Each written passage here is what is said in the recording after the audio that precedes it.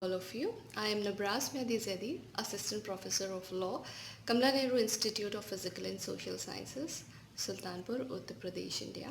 I'm making this video because few of my students asked me a very simple and very general question related to law, and I thought that I should make a video on that topic because that's the only mode of communication left behind us in this pandemic. So they asked me a very simple question that what's the full form of LLB? And yes, it is really very important to know when you are into a legal profession like this.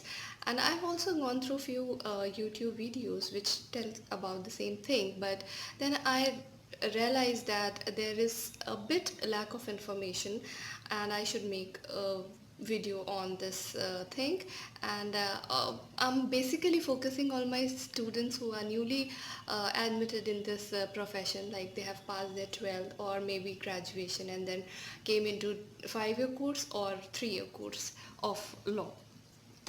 So, dear students, when you write, I'm also adding one thing in this video. I'm not only going to tell you the right term of LLB, but I'm also going to tell you the right way of writing the short form LLB, because that's the thing you have to use every second day, or even every day in your profession. So you should know the right way of writing LLB. So the right way of writing LLB is capital L, then again capital L, then dot, then B, and then dot. I have seen many people writing L, then dot, then L, then dot, and then B, and then they leave.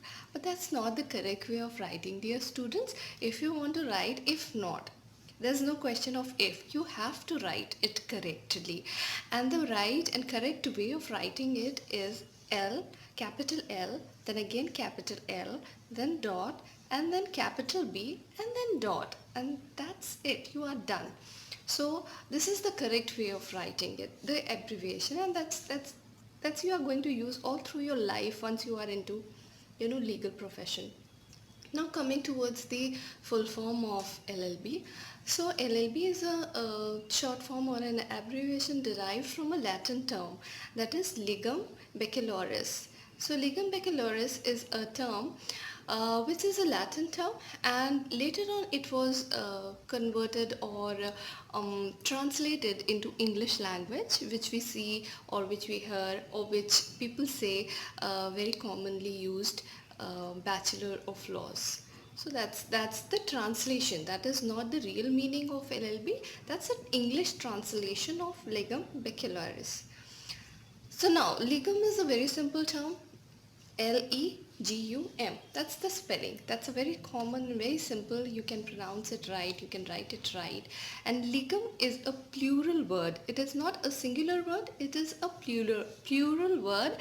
In Latin, that's why they use double L to denote a plural word. This is a rule of Latin language, that whenever they use a plural word, they denote it with double use of the single letter, single alphabet. So that's like, for example, they use double P and P, then dot for pages. Similarly, they are using double L and dot for laws, multiple laws. Legum means a a bunch of laws, multiple laws, a lot of laws, like you and I read every day, a lot of laws. So it's not about only reading a specific law, but a lot of laws, multiple laws.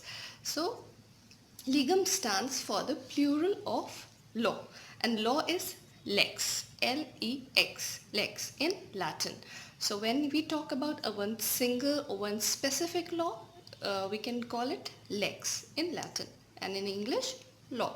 But when we are talking about multiple laws, when we are studying multiple laws, then we should use legum, that is Latin, and laws in English. So this is the rule of Latin language. When they use a plural of something, they denote it with double use of the single alphabet. So they are using double L and then dot for legum.